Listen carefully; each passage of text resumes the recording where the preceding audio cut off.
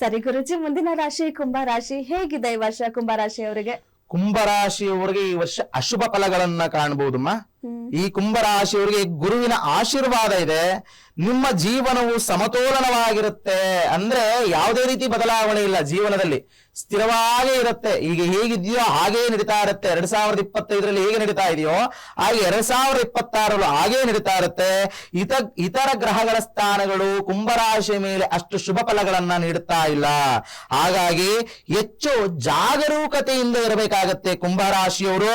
ವೃತ್ತಿ ಜೀವನದಲ್ಲಿ ಸಾಕಷ್ಟು ನೀವು ನಿಮ್ಮ ಕೈಯಲ್ಲಾದಂತಹ ಪ್ರಯತ್ನವನ್ನ ಹಾಕಿ ನಿಮ್ಮದೇ ಆದಂತಹ ಒಂದು ಗಳಿಕೆಯನ್ನ, ಹೆಸರು ಗಳಿಕೆಯನ್ನ ಮಾಡೋದಕ್ಕೆ ಪ್ರಯತ್ನವನ್ನ ಬೀಳಿ.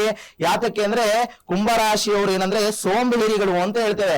ಯಾತಕ್ಕೆ ಅಂದ್ರೆ ಯಾರೋ ಒಬ್ರು 4 ಜನ ಹೊಗಳಿದ್ರು ಅಂದ್ರೆ, ಅಥವಾ ಈತನ ಹೆಸರನ್ನ, ಕುಂಭರಾಶಿಯ ವ್ಯಕ್ತಿಯ ಹೆಸರನ್ನು ಎಲ್ಲಾದ್ರೂ ಬಳಸಿದ್ರು ಅಂದ್ರೆ ಅವರು ನಾನೆಲ್ಲೋ ಒಂದು ಉನ್ನತವಾದ ಶ್ರೇಣಿಯಲ್ಲಿದ್ದೇನೆ, ನನಗೆ ಯಾವುದೋ ಒಂದು ಸ್ಥಾನ ಸಿಕ್ಕಿದೆ ಅಂತಕ್ಕಂತ ಒಂದು ಜಂಬ ಜಾಸ್ತಿ ಇರುತ್ತೆ ಕುಂಭರಾಶಿಯವರಿಗೆ. ಆ ಜಂಬದ ಮನೋಭಾವದಿಂದ ಏನ್ ಮಾಡ್ತಾರೆ ಅಂದ್ರೆ, ನಾನು ಮಾಡಿದ್ದನ್ನೆಲ್ಲ ಅಕ್ಸೆಪ್ಟ್ ಮಾಡ್ತಾರೆ ಜನ, ನಾನು ಹೇಳಿದ್ದನ್ನೆಲ್ಲ ಕೇಳ್ತಾರೆ ಅಂತಕ್ಕಂಥ. ಹೌದು, ಆ ರೀತಿಯಾಗಿರುತ್ತೆ.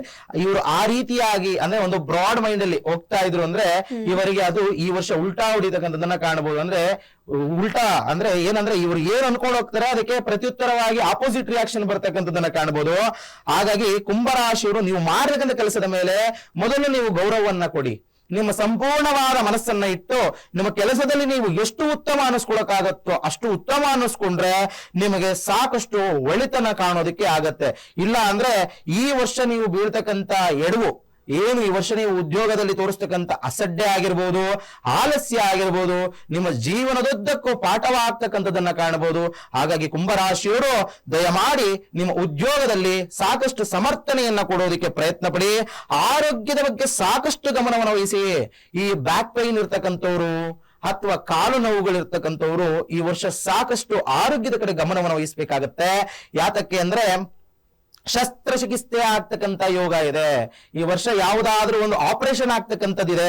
ಕುಂಭರಾಶಿಯವರು ಆದಷ್ಟು ಆರೋಗ್ಯವನ್ನ ಕೇರ್ಲೆಸ್ ಮಾಡ್ತಕ್ಕಂಥದ್ದು. ಏನಂದ್ರೆ ನೀವೇನ್ ಮಾಡ್ತೀರಿ, ಯಾವುದೋ ಒಂದು ತಲೆನೋವು ಅದೇನಕ್ಕೆ ಬಂದಿರುತ್ತೆ, ಬಿಡು ಒಂದು ಮಾತ್ರೆ ತೆಗೆದುಕೊಂಡ್ರೆ ಸರಿ ಹೋಗುತ್ತೆ ಅಂತಕ್ಕಂಥ ಒಂದು ಕೇರ್ಲೆಸ್ ಏನಿದೆ ಅದು ದೊಡ್ಡದಾಗ್ತಕ್ಕಂಥದ್ದನ್ನ ಕಾಣಬಹುದು. ಯಾತಕ್ಕೆ ಅಂದ್ರೆ ನೀವು ಯಾವುದಾದ್ರೂ ಚಿಕ್ಕದಾಗಿ ಕಂಡಂತ ಆರೋಗ್ಯ ಸಮಸ್ಯೆಯನ್ನ ಕೂಡಲೇ ವೈದ್ಯರನ್ನ ಸಂಪರ್ಕಿಸಿ ಬಗೆಹರಿಸಿಕೊಳ್ಳೋದ್ರಿಂದ ಸಾಕಷ್ಟು ಲಾಭಗಳನ್ನ ಆರೋಗ್ಯದಲ್ಲಿ ನೀವು ಈ ವರ್ಷ ಕಾಣಬಹುದು. ಆದಾಯವು ಸ್ಥಿರವಾಗಿರುವುದಿಲ್ಲ. ಈ ವರ್ಷ ನೀವೇನೋ ಕಮಿಟ್ಮೆಂಟ್ ಗಳನ್ನ ಮಾಡ್ಕೊಂಡ್ಬಿಟ್ಟಿರ್ತೀರಿ ಕುಂಭರಾಶಿಯವರು. ನನಗೆ ಇಷ್ಟ ಆದಾಯ ಬಂದೇ ಬರುತ್ತೆ, ಇದಕ್ಕೆ ತಕ್ಕಷ್ಟು ನಾನು ಕಮಿಟ್ಮೆಂಟ್ಸ್ ಗಳನ್ನ ಮಾಡ್ಕೊಂಡ್ಬಿಟ್ಟಿರ್ತೀರಿ, ಇದರಲ್ಲಿ ನಾನು ಇಷ್ಟು ಉಳಿಸ್ತೇನೆ, ಇಷ್ಟು ಇದನ್ನ ಮಾಡ್ತೇನೆ, ಇನ್ನೊಂದು ಮತ್ತೊಂದು ಅಂತ ಹೇಳಿ ಕಮಿಟ್ಮೆಂಟ್ ಮಾಡ್ಕೊಂಡಿರ್ತೀರಿ. ಈ ಕಮಿಟ್ಮೆಂಟ್ಸ್ ಗಳೆಲ್ಲ ಉಲ್ಟಾ ಪಲ್ಟಾ ಆಗ್ತಕ್ಕಂಥದನ್ನ ಕಾಣಬಹುದು. ಯಾತಕ್ಕೆಂದ್ರೆ ಆದಾಯದ ಮೂಲ ಸ್ಥಿರವಾಗಿರೋದಿಲ್ಲ. ನಾನು ಹೇಳಿದೆ ಉದ್ಯೋಗದಲ್ಲಿ ತೊಂದರೆ ಆಗತ್ತೆ ಅಂತ ಹೇಳಿದೆ. ಈಗ ಉದ್ಯೋಗದಲ್ಲಿ ನೀವು ಸಂಪೂರ್ಣ ಮನೋಭಾವ ಅಂದ್ರೆ ಸಮರ್ಪಣೆಯನ್ನ ಮಾಡಲಿಲ್ಲ ಅಂದಾಗ ಉದ್ಯೋಗದಲ್ಲಿ ಯಾವುದೇ ರೀತಿ ಅಭಿವೃದ್ಧಿಯನ್ನ ಕಾಣೋದಿಲ್ಲ, ಉದ್ಯೋಗ ನಷ್ಟವಾಗ್ತಕ್ಕಂಥ ಯೋಗ ಇರುತ್ತೆ. ಆ ಸಮಯದಲ್ಲಿ ನೀವು ಮಾಡ್ಕೊಂಡಿರ್ತಕ್ಕಂಥ ಕಮಿಟ್ಮೆಂಟ್ಸ್ ಗಳೇನಿರುತ್ತೆ ಅದಕ್ಕೆ ಸಾಕಷ್ಟು ಕಷ್ಟ ಆಗ್ತಕ್ಕಂಥದನ್ನ ಕಾಣಬಹುದು. ಹಾಗಾಗಿ ನೀವು ಈ ವರ್ಷದ ದ್ವಿತೀಯಾರ್ಧದಲ್ಲಿ ನೀವು ಕುಟುಂಬದಲ್ಲಿ ಸಣ್ಣ ಪುಟ್ಟ ತೊಂದರೆಗಳನ್ನ ಎದುರಿಸ್ತೀರಿ. ಅಂದ್ರೆ ಮಾತಿನ ಮೇಲೆ ಸಾಕಷ್ಟು ಹಿಡಿತವನ್ನ ಇಟ್ಕೊಳ್ಳಿ ಕುಂಭರಾಶಿಯವರು. ಈ ವರ್ಷದ ದ್ವಿತೀಯಾರ್ಧದಲ್ಲಿ ಸಾಕಷ್ಟು ತೊಂದರೆಗಳು ಅಂದ್ರೆ ನಿಮ್ಮ ದುಡುಕು ಮಾತುಗಳಿಂದ ಕುಟುಂಬದಿಂದ ಹೊರಬರ್ತಕ್ಕಂಥ ಯೋಗ ತುಂಬಾ ಇದೆ. ಹಾಗೆ ಕುಟುಂಬದಿಂದ ದೂರ ಉಳಿತಕ್ಕಂಥದ್ದಿದೆ. ಕುಟುಂಬದಲ್ಲಿ ಅಹಿತಕರವಾದ ಘಟನೆಗಳು ನಡೆಯತಕ್ಕಂಥದ್ದು ಜಾಸ್ತಿ ಇದೆ. ಹಾಗಾಗಿ ಕುಂಭರಾಶಿಯವರು ಶಿವನಿಗೆ ಹಾಲಿನ ಅಭಿಷೇಕವನ್ನ ಮಾಡಿಸುವುದರಿಂದ ಆದಷ್ಟು ಶುಭ ಫಲಗಳನ್ನ ಪಡಿಬಹುದು. ಹಾಗೆ ಆರೋಗ್ಯದ ಕಡೆ ಪುನಃ ಹೇಳ್ತಾ ಇದ್ದೇನೆ, ಸಾಕಷ್ಟು ಗಮನವನ್ನ ವಹಿಸಿ.